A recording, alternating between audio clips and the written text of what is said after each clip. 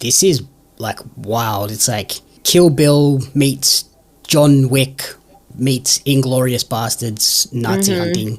The thing that I love about it too is it's a World War II sort of historical fiction action movie, but it doesn't involve Americans. Like every World War II movie is America versus the Nazis. And then this one is like, no, it's just a random Finnish soldier who's now a gold miner.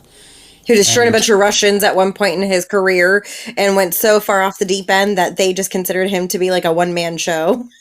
Yeah, they just let him out. They were just like, do whatever you want. This movie, when it gets going, like it does not stop. Like when he gets unleashed into his entirety, it's just like balls to the walls insanity, and it's wonderful.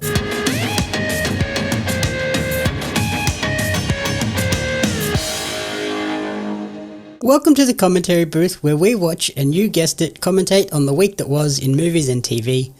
I'm your host and play-by-play commentator, Jamie Ups, and each week I'm joined by a rotating cast of colour commentators to help you find your next viewing treat.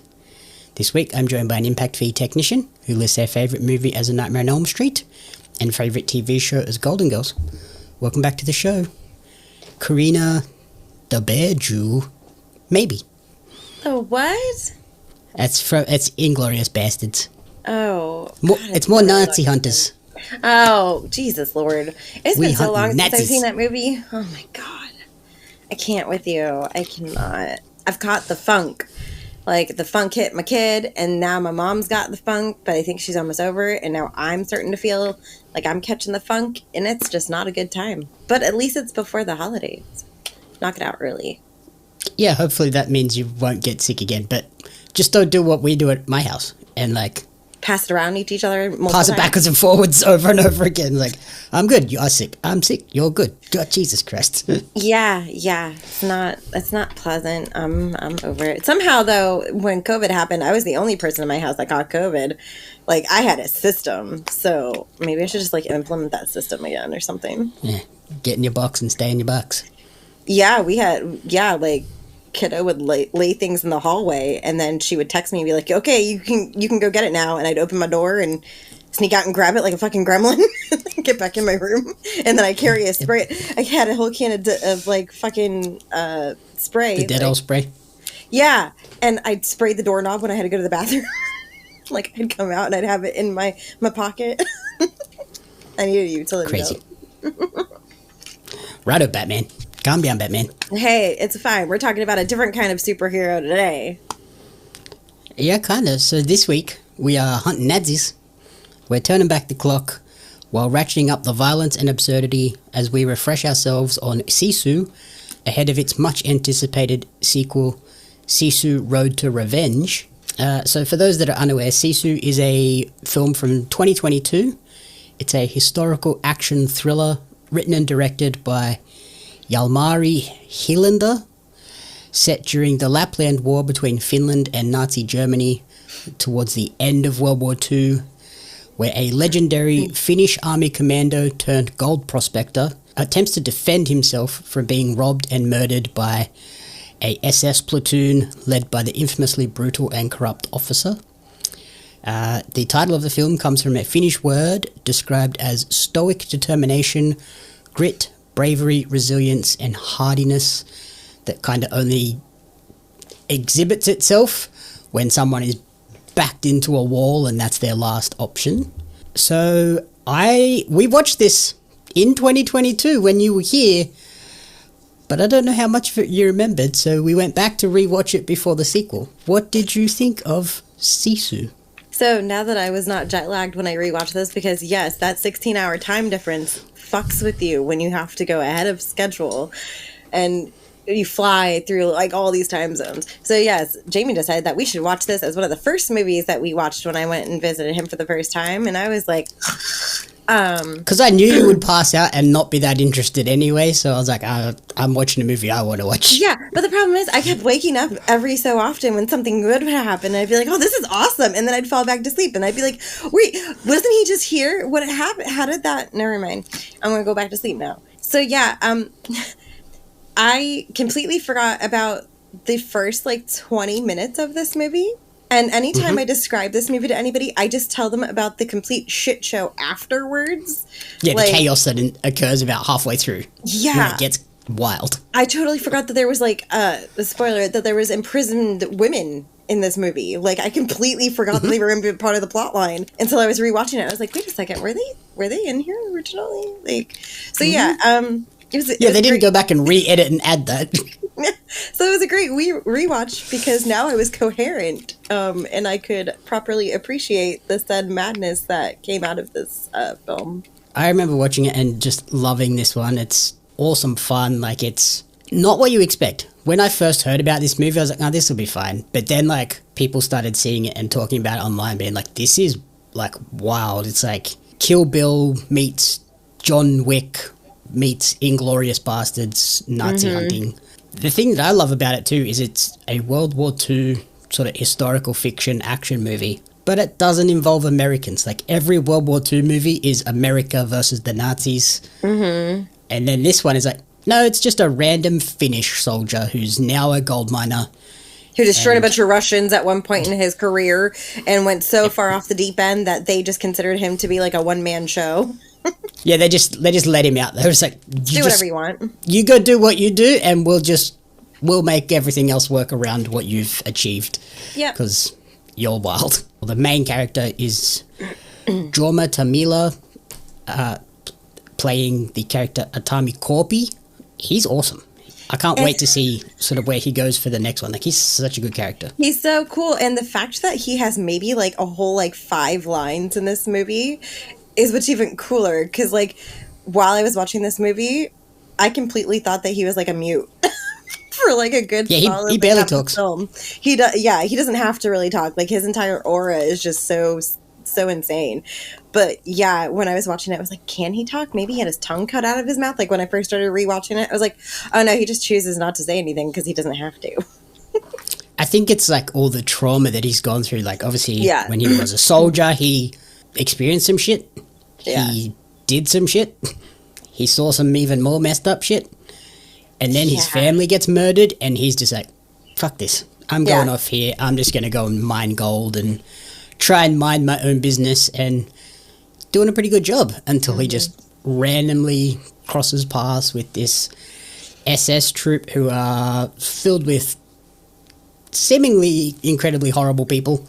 Yeah. And he messes them up eventually. They could have just let him walk by. They did. The first group lets him walk by, and that second group signs their own death warrant.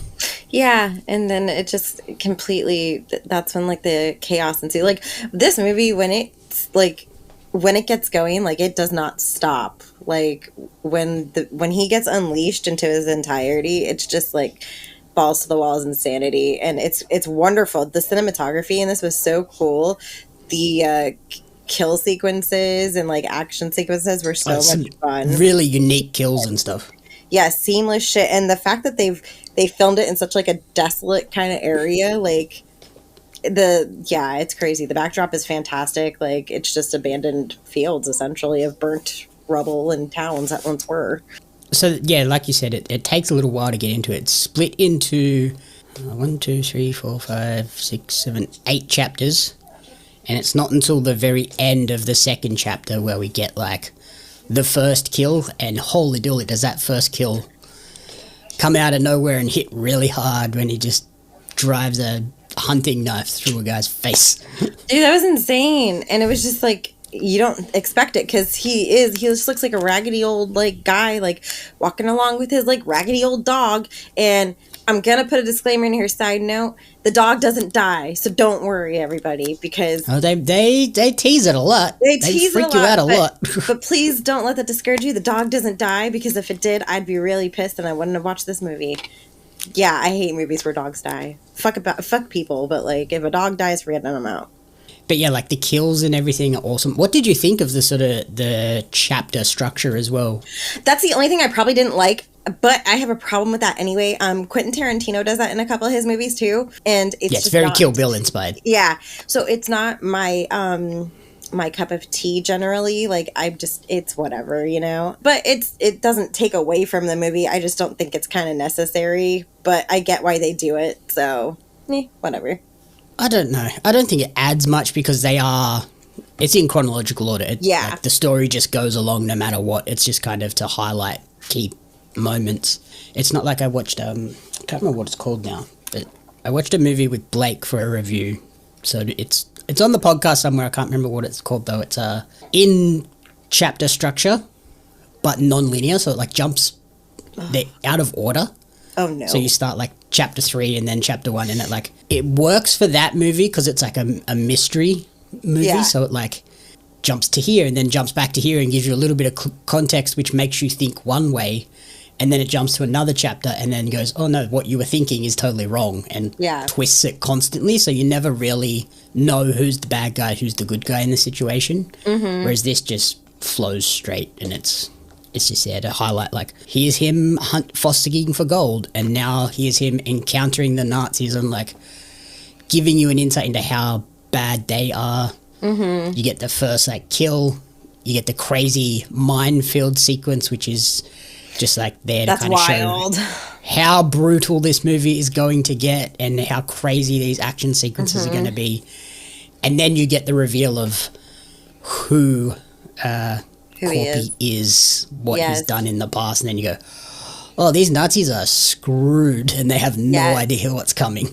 And the fact that his character is so legend, like, even the girls who are held captive, like, one of them is just like, oh, y'all are fucked. Like, you don't know who that guy is, but you haven't heard the stories. Things like that. I also think the chapters, the title of the chapters does kind of, like, hint to what is going to happen in the sequence a little bit, but without giving too much away, which is fun. But yeah, I mean, chapter setups are just kind of weird for me, and I think I'd be hella confused watching one that was out of chronological order, because that would just really fuck with me. It's probably why I also didn't like Weapons, even though it didn't say chapters. Like, Weapons was fine, but like the fact that it didn't say chapters, but it told it from different characters' perspectives, and having to see the same things repetitively in different points of view just annoyed me. Yeah, I liked Weapons for that, where it gave you those different perspectives, and this movie I'm thinking of does that same thing, where it's like from the man's perspective, and then it switches and goes from the woman's perspective, and it's like, okay, I'm not sure which one of you is the serial killer here. Yeah, but yeah, so I like the fact that it didn't do that, but at the same time, like, it just gave me the same vibes of like, okay, well, we're going to be telling this in weird perspective. But it was fine. The Killer on Netflix does a similar thing. I don't think I've ever watched that. I haven't actually watched that. It's probably on my to-watch list. Oh yeah, Blake and I did that one, and I watched it 3 times before we recorded, because that was awesome. I loved it. Oh. Strange Darling. Oh, that's yes. I'm thinking of. Yeah, that was a very strange movie in general. It follows the title. That was a very strange movie. That's the one where the chapters jump backwards and forwards and reveals things. But the time jump in that really fucked with me. At least this one went in order, and there was no time jump. Like, oh, let's show his past. Oh, let's show the future. No. I think the chapters is just so they can they can jump. Like, he can go from he's here fighting the Nazis, and then the next thing he's away from them. Yeah. Without it feeling weird. Yeah. Attention, trading card collectors! Are you ready to take your collection to the next level? Dive into the action with the limited edition Australian wrestling card, showcasing the most electrifying talents Australia has to offer. Imagine owning cards featuring legends such as Robbie Eagles, Shazza McKenzie, Shane Hayes, Madison Eagles, and many, many more. But that's not all. You'll also snag cards of the iconic referees, commentators, and announcers, just like me, Lord Andy Coyne, to truly capture the spirit of Australian independent wrestling. And as our homegrown talent continues to dominate the world stage, Ozrest cards are destined to become hot commodities. Not only will you be owning a valuable piece of wrestling history, but you'll also be supporting the amazing wrestlers and talented photographers behind the magic. So don't wait! Grab your Australian wrestling cards now at pariomagazine.com.au/Ozres cards. Order today and kickstart your collection with a bang!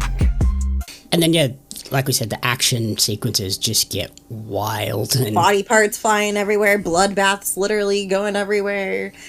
it's fucking insane. Also, if you're squeamish, there's parts of here that you probably won't like, because at one point he hoists himself up on a nail using a bullet hole to keep himself from dying, like by being hung. Like, I was like, oh, watching that, like, I'm kind of glad I passed out when I was originally watching this and didn't see that, because I feel like I would have probably woken up at that sequence and been like, what the fuck are we watching? Yeah, that one's pretty gross. The opening of the minefield is pretty intense too. The horse that just gets obliterated, turned into mincemeat is pretty nuts. Yeah, that's insane. I also really, one thing I did like about that sequence is that I love when movies do that, where they kind of immerse you, and like the sound is like that high pitched like noise after like you hear a gunshot or something go off, and like everything is muffled and stuff. I really appreciate when they do that, because then you can kind of get into the same mindset of the character of like, I'm so disoriented, I can't hear anything, what's going on kind of the moment. Yep. And then there's even a moment where he's like, to heal his wounds, he's like just lighting matches on fire and shoving them in the wounds and stuff. And he makes a makeshift, like, up. Yeah, makeshift needle and thread out of like fucking barbed wire or something, or fishing hooks or something. Ugh.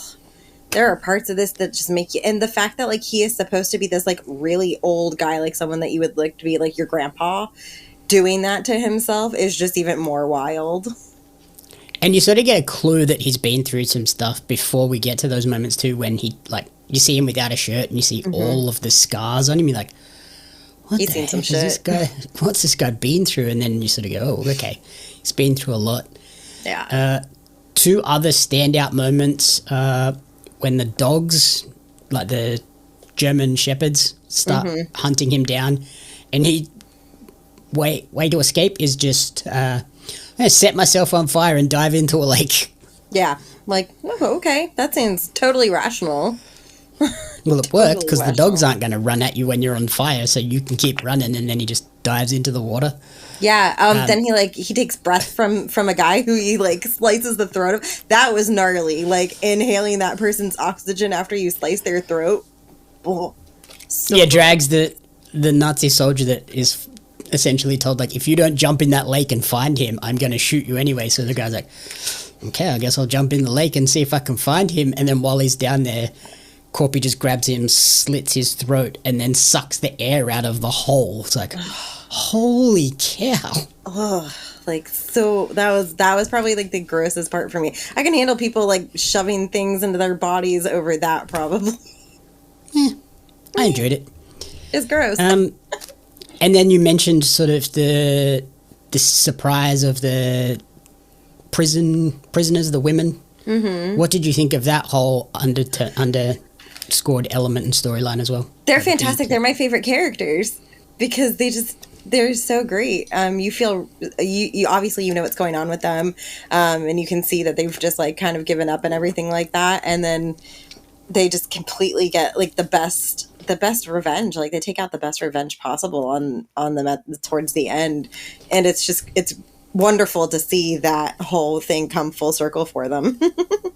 My favorite part is they murder a crap ton of them. Yeah, just by like shut them all down. But the real bad one, they don't. They're just going to hang him off the barrel of the tank and drive him into town and let the people in the town deal with him. Yeah, and it's fantastic. Like I also love the fact that like the guy just like literally leaves him there for the women to do whatever they want to him. Like they just leave it. It's fantastic. It teases a lot of sort of his history. Like we hear about his war history, but we don't sort of hear much about his family history and the thing that kind of really sent him out into the wilderness to kind of be alone. That's where the sequel, I believe, is going to sort of fill in a lot of gaps because it's set in 1946 after these incidents when he's very rich now by the looks of things. And he's a lot lighter because he's traded in his gold. Yeah, that's a funny ending where he just gets there. It's like, just bills. Big bills because they'll be much easier to carry. Yeah. I love the fact also that like most of the lines he speaks, like that is probably like the most you hear him speak. That's about half of his script. And it's in a different language. Like he has a subtitles voice. Yeah, speaking Finnish. Yep, I love it. I love that. So yeah, the sequel is due to release on November 20th here in Australia. It's again written and directed by Helander and continuing Corpy's story set in 46, where he returns to Soviet-occupied Karelia to rebuild his family home, and a Soviet officer named Igor Dragunov, who's going to be played by Stephen Lang, is the person that killed Corpy's family. Oh. And finds out that he's come back to town. So he realizes, I've got to hunt this guy down and try and take him out. So I'm really eager to see that. I will be seeing it next week and have a written review up on the 22nd. Are you eager to sort of hear more of his backstory, or was this kind of a lot and enough for you? I'm curious. I'm not going to, like, jump on it because obviously the best film of the year is coming out on the 21st. So my plate is full of all things Wicked. But yeah, I'll probably end up watching it at some point, maybe after the release, like, or if it comes onto streaming or something like that, just to kind of, you know, complete that whole story for me. But yeah, I mean, the first one, this one, I waited for streaming because I obviously wasn't fully aware of it and what it actually was. Yeah. But as soon as they announced this sequel, I was like, I'm hitting up publicists. I need to be in the cinema to see this, because I think seeing this movie on the big screen would have been insane. Yeah, and you know how hard it is for me to watch, like, anything that's like a historical or like war themed film. Like, it is not anything that I jump to. Like, I watched Inglourious Basterds just because of the cast, really. Like, it wasn't even for the storyline. I just liked the cast. But for me to watch something that is like this kind of a historical kind of thing, it's very hard for me to get into it just because it's not my thing. Like, as much as we have a ton of U.S. history and so do other countries, I hate it. Like, I don't like to read about it. I don't like to see it. So, but yeah, I'll be keen to see how this ties in, and I would like to see more of his background and figure out, like, if they do any flashbacks or, you know, how they approach that, to see maybe like how he came to be so crazy and insane. Yeah, this is a historical sort of war tale. Yeah. But I think what kind of separates it is the absurdity and the sort of comic book-esque tone of it. Like, it's outrageous. It's like a superhero movie. It's not your gritty, grounded, Saving Private Ryan war film. The style too, like with the way that he stabs people. I think we discussed it. You've never seen Ninja Assassin, but that's one of my favorite, like, ridiculously, like, overpowered human movies, probably, where like these samurais can like kill themselves by just like meditating and shit. But like, the action sequences in that are very similar to this, where they're just like super fast paced, in your face, and like absolutely brutal. So I think that's what kind of draws me to this kind of style of movie, probably a little bit more. And I don't consider it to be like a war film. Yeah, I think if you like Kill Bill, John Wick, like Zombieland, like those type of kind of set in reality, but just batshit bonkers insane. Yeah. Over exaggerated. Yeah. Yeah. Once Upon a Time in Hollywood, like when it just gets outrageous, like Tarantino. It's very inspired by Tarantino, yes. Obviously. Trivia wise, this movie did incredibly well. Had a budget of $6.95 million. That's really tiny. Made a box office of $14.3 million. So you'll take bravo 2x on your investment there for a movie made by a Finnish director with a Finnish lead actor and kind of a lot of unknowns really in terms of Hollywood. Yeah, there's no named actors really in this that anybody would really recognize for the most part. Yeah, Jack Doolan is probably the closest one of anybody that would be recognizable. And even he, when he was sent this script from his agent to like, hey, read this script, what do you think? Do you want to be involved in this? He thought it was a prank. He had to ring his agent like, this script is too insane to be real, right? Like, this can't be a real movie that someone's planning to make. And they're like, no, it is. And yeah, so they did it, and pretty fun. That's fantastic. I love that for them. And also, the Corpy character is based on a real World War II sniper, Simo Haya. Hiya. There's a lot of like umlauts and stuff in that word, so I probably got that completely wrong. You probably should have practiced this before you said it. Like, I'm pretty sure on the internet they have a dialect thing that they would tell you how to say it. But yeah, so his name, he was known as the White Death. Oh, okay. That's So yeah, he comforting. was a sniper that was just wandering around destroying dudes. You know, you got to use your assets, and clearly he was a very good one. The other fun thing in this is, so Jorma Tamila plays Corpy, and his son Oni is also in this movie. Oh, Yeah, he plays one of the SS soldiers. that's really interesting. That's got to be kind of crazy to be like, oh yeah, that's my dad. Like, on screen, we hate each other. Off screen, it's like, hey, let's go back to the trailer and hang out. And it's not the first time they've played in the same movie. They've both been in the same movie. This is the third time. They were also in a movie called Rare Exports and a movie called Big Game. I guess they have good on-screen chemistry. Yeah. Or it's just a package deal. Like, hey, if I'm starting this, my kid's going to start in this too. So let's just find him a spot. And yeah, like I just love the sort of the fact that it's not American. It's very different in tone. Like it's a clearly Finnish movie in a different style. So yeah, it'll be interesting to see what this new one is like. And like I said, the new one is going to star Stephen Lang as Igor Dragunov. He's like, everyone you'll recognize him as soon as you see his face. You're like, I know that guy from somewhere. That guy. It's one of those faces. Yeah, this movie feels very like film festival, for at least over here. Like, I feel like it's a very big film festival movie, and not like limited release kind of shit, probably.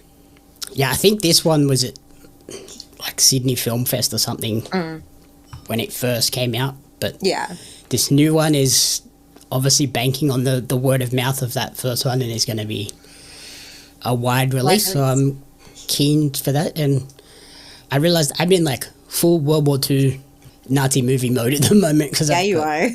We watched Sisu, the original. I'm about to watch Sisu Road to Revenge next week. Last night I watched Nuremberg, starring Russell Crowe as Goring at the Nuremberg trials, and I'll be writing the review of that the week after this one, so keep an eye out for full-on Nazi film mode. Jesus Christ. Yeah, meanwhile I'm over here just like still floating on Cloud Oz, so it's cool. Like, you've got your niche, I've got my niche, and it's cool. Very different colour schemes to our movies at the moment. Yours is bright and green and gold, and mine is lots of greys. It's fine. I mean, generally that's my tone is like grays and blacks, so it's a stark contrast. It's whatever. I'm finishing out the year strong here. Yeah. Yeah, this one is very sort of cold, dreary, neutral, like natural colours, like earthy tones. And then you just get big pops of red. Yes. Like, oh.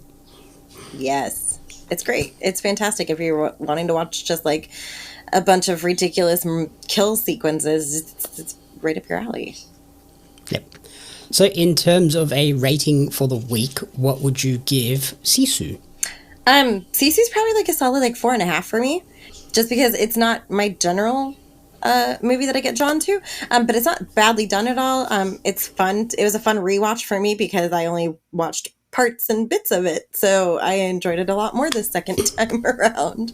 But yeah, it's great. My mom was actually asking me about it, and I was like, you can handle some shit, so yeah, if you're bored and you want to watch something new, go for it. Like, it's new to you. But yeah, I'd recommend it to anybody who's into those kind of like Kill Bill, Tarantino, John Wick kind of themed movies with a different aspect. Yeah, so I gave this 5. Like, I loved this movie. Like, the moment I saw it, I think I watched it even before we watched it together. Like, I'm pretty sure I watched it and was like, hey, you've got to watch this. And then my mum and you both sat down to watch it. You passed out. I think mum watched the whole lot. And said, this is fucked, because that's how your mom would normally say things. This is fucked. Probably. But then, yeah, I'm super keen for the sequel. But yeah, like I said, 5 out of 5. If you're a fan of John Wick, Rambo, Kill Bill, sort of anything in that Tarantino vein, I think you'll love it. And I think it does a good job of having the crazy action gore moments. Absolutely. But then the Corpy story is really quite touching as well, where he's just trying to get by. He didn't want to do any of this. No. But they just wouldn't let it rest, so he doesn't let him get away with it. So he just messes them up. Yeah, that's... Until the very end. There's a little bit at the end where he's like, you're not getting away. Yeah, like... The plane sort of Mission Impossible sequence. that was a bit crazy.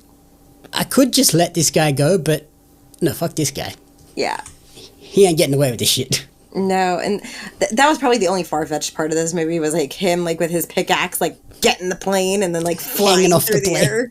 I'm like, all right, calm down, Tom Cruise. Like, this is not, no, there's no way.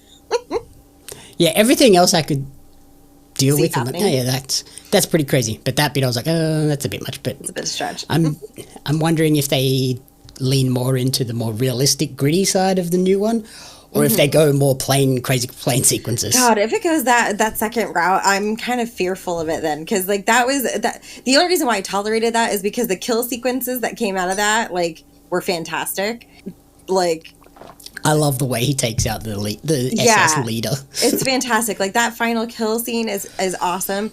It's just a bit exaggerated, but because of how over the top it was, I can justify it because the rest of the movie was not as, like, unbelievable. It was still over the top, but it was still, like, it was more realistic.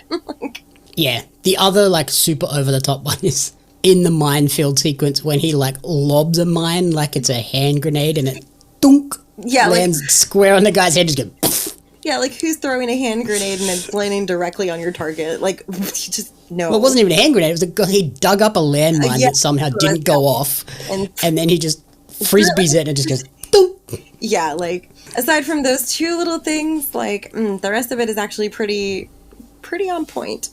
So, yeah, keep an eye out for Sisu Road to Revenge written review. It'll be out, when this episode drops, it'll be out in 48 hours. So keep an eye out for the written review. But otherwise... Thank you for listening to the commentary booth. If you enjoyed the show, please remember to rate, review, and subscribe on podcast services and YouTube. You can follow Corrina on Instagram at Miss Corrina Renee. And where else?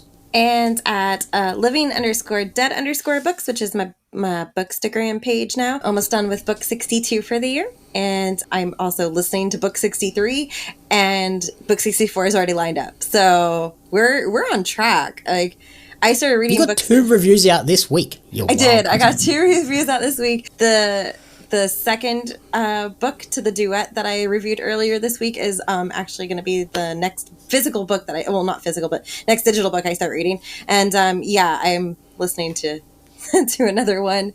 So yeah, I started a book yesterday, and I'm like 72% done with it today. So. It's going to be I'm ending this year strong. That's all I'm going to say, guys. I'm so excited. Yeah, we made you a new template for your review graphics, and then I saw one pop up, and then the next day I saw another one. I was like, what the hell is she doing over there? Yes, I'm so glad you made that template. And then the author actually reposted my Instagram post, which made me so excited. I think that was the first time I got reposted, maybe the second time. And I'm always so excited, regardless of how big or small that right there is. It's just like super exciting for me to see that growing slowly. So thank you. Awesome. And you can follow me on social media at JamieAppsMedia and at Pario Magazine.